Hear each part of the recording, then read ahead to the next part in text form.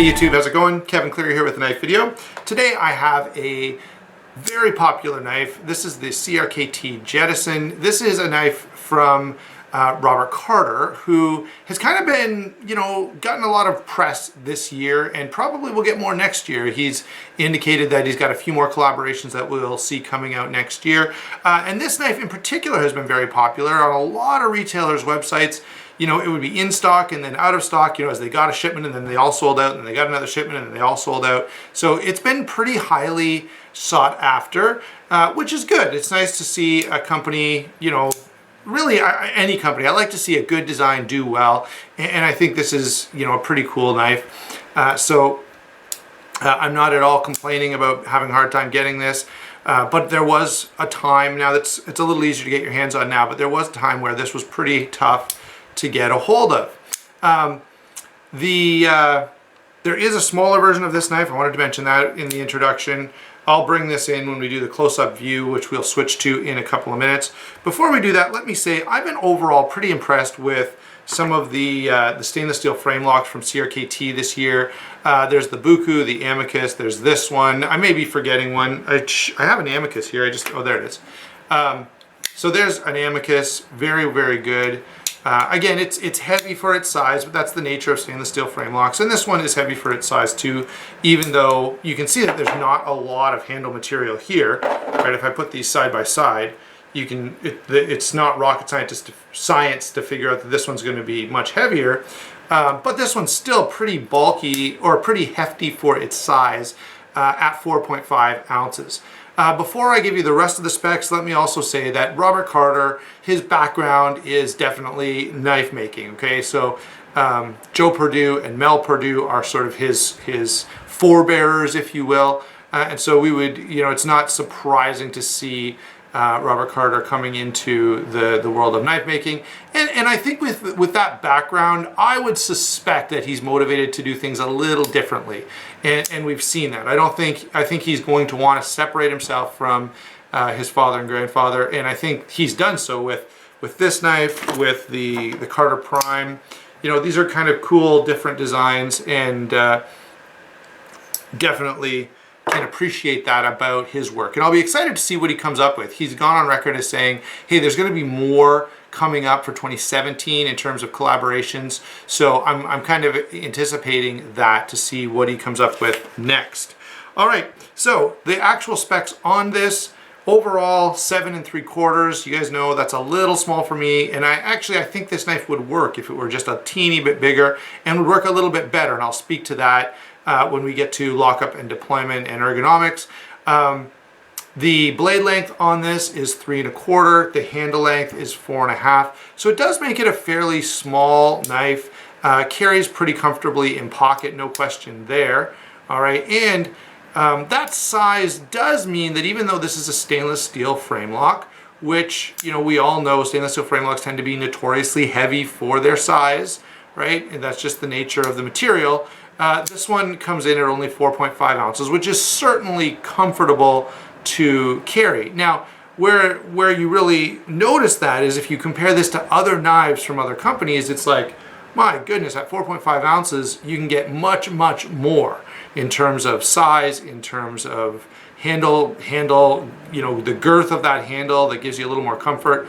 And so, because of this very slim down size, you do get down to a reasonable weight, but still pretty hefty for what it is. Okay, so let's go ahead and by the way, I will show you some of those other knives that weigh around the same, that offer quite a bit of versatility, or quite a bit of usefulness, let me say, for even less weight and a larger size. And I'll pull those in when we get to the top-down view. Let's go ahead and switch over to that right now. I will talk to you in 1 second. Okay guys, so here we are zoomed in on this CRKT Jettison, and I wanted to make one quick comment about size and weight. I had said that 4.5 ounces is not overly heavy for a folding knife, but for this size it's a little chunky, and let me demonstrate that by bringing in a couple of other knives. There's the Cold Steel Broken Skull. Here's the Spyderco Pacific Salt, and we could add a number. We could add the Para 2, we could add the Endura, we could add the Delica to this list. All of those would be knives that weigh less than this, but have more blade, more handle. And in that sense, a little more utility and a little more comfort, okay? So I'm just pointing out that at 4.5 ounces, it's not overly heavy, but it is pretty dense, okay? It's heavy for its size. Now, let's get into what we normally do on these close-ups and start with the blade.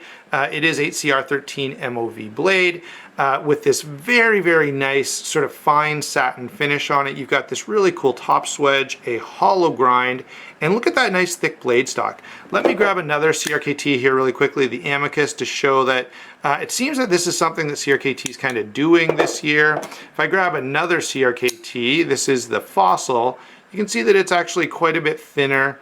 And I've got another blade. These two blades remind me of each other. This is the Eraser designed by Liang Ma, also from CRKT. If I turn them this way, you can see that the Eraser is thinner blade stock as well. Okay, so this thick blade stock, I've got to say, I think is a real win, even though I will point out that it's adding to the issues that I'm talking about here with the size to weight ratio. Okay, by the way, I don't have a CRKT Buku, but if someone out there is watching and would care to comment, is the Buku done in this thicker stock, or is it more similar to the Fossil or Eraser? Let me know in the comments below.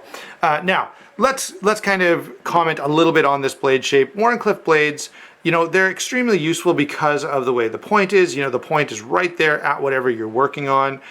This knife is kind of a compromise where you get a little bit of belly, you get a good long cutting edge, and so you can do all of those sort of standard tasks, maybe cutting fruit or cardboard, opening packages, but then if you want, or opening, you know, mail, but if you want the utility of that point, a Wharncliffe does put it right out there at the work you're doing, which is quite handy. Now, by the way, the other aspect here of a Wharncliffe, let's say versus a sheep's foot, like this, is that that point is still kind of out front. So you don't get, you know, here you've got a bit of a safety feature, okay? The tip of this knife is kind of blunted.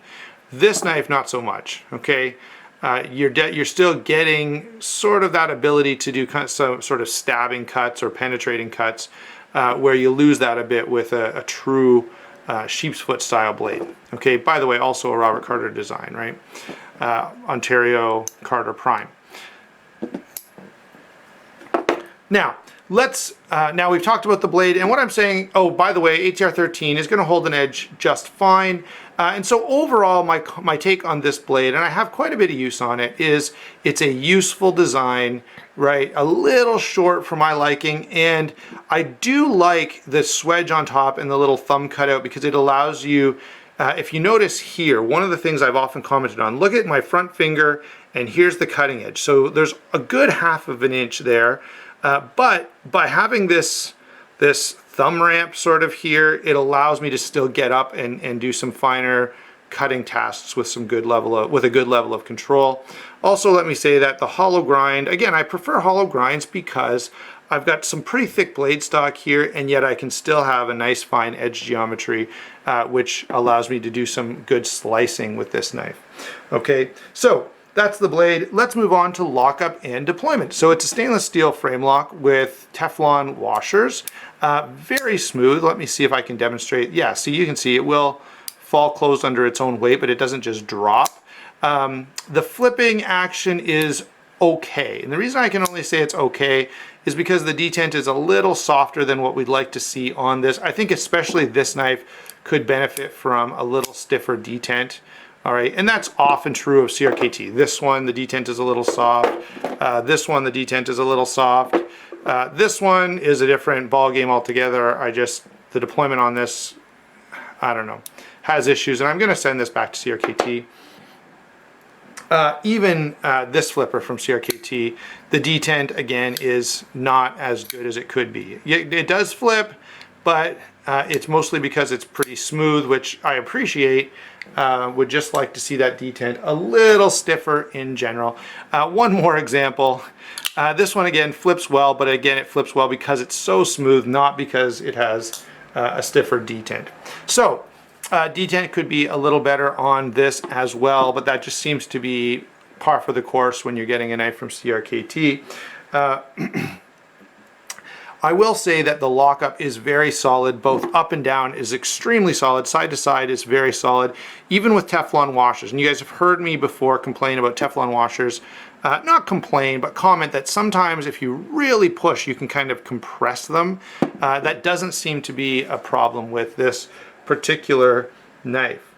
All right, so we've talked about blade, we've talked about lockup and deployment. Let's move to where, and all those have been pretty good, let's move to where kind of my two biggest problems with this knife are, that is the handle. All right, now this handle is stainless steel frame lock, and that does, there are limitations to that material, okay? This handle is comfortable, and you can get a lot of good work done, and I have done quite a bit with this, but it's fairly slim, okay? So I've really got to close my hand a lot, and if I just take a natural grip on this, you can't feel this I can't kind of feel this for you, but y'all take my word. There are places within my hand where my fingers are actually not touching the knife because they can't. It just needs, it would have to be bigger and thicker overall. Okay, and that's one of the reasons I said, or one of the reasons I think this knife could benefit from being, about 10 or 15% larger, just a little more distance here, a little bit more thickness, would make the knife a little more comfortable in hand. Now, this very slim handle gets that problem of not being able to grip it really hard gets amplified by the fact that it's really slick, okay? And I've often been one who said, you know what, a smooth handle, here's a knife, the Amicus, it's smooth as well, but the stonewash finish on here actually adds considerably more grip, considerably more texture than this has. This is very, very slick, and if you're at all just a little bit sweaty or a little bit wet, it's really, really noticeable that it's actually hard to hang on to this knife. It can even be hard to close the knife or even flip the knife because you've got to hold on to it, otherwise how are you going to flip it? And you'll notice as you're kind of messing with the knife like this, you go, wow, I've really got to hold on to this. It feels like it's trying to get away from me or something, okay? And so that, I will say, is a legitimate complaint. It is a little too slick, and I'll probably do a modification of this in some way to remedy that. That is if I decide to keep it. It's a little small for me, so this is a knife, I've carried it quite a bit, but often I've carried it with something else because I feel like I just want a knife on me that's a little larger than this. Even now, let me say, I know a lot of guys do not feel that way. For most guys, 3 inches of blade is plenty. I prefer 3.5 inches. I prefer 8 inches minimum overall size, okay? And this, of course, is only 7 3/4. So almost there.